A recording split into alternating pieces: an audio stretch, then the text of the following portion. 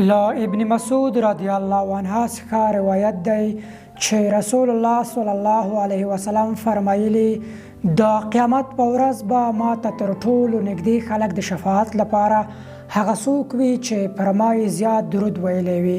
همدارنګه نبی کریم صلی الله علیه وسلم په یو بل حدیث شریف کې فرمایي چا چې پر ما یو ځل درود ووایه نو الله سبحانه وتعالی به پر هغه باندې لس ځلې رحمت نازل کړي.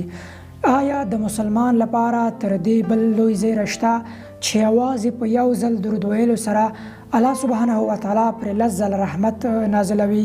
او همدارنګه که چیرته زیات درود ووایي نو د قیامت په سخته او اوږده ورځ د خیر البشر سرور کائنات حضرت نبی کریم صلی الله علیه وسلم شفاعت په برخه کیږي.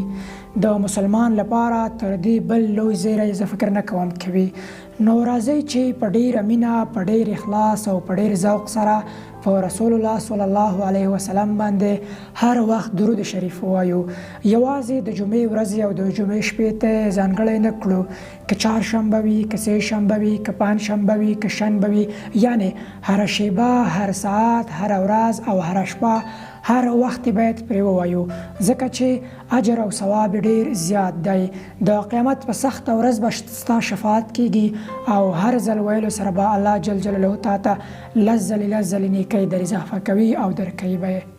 نو راځئ چې له همدا نن څخه وروسته قصد او اراده وکړو چې له دې وروسته هر ورځ، هر شیبه او هر وخت پر رسول الله صلی الله علیه وسلم باندې درود شریف ووایو او هیڅکله هیر نه کړو.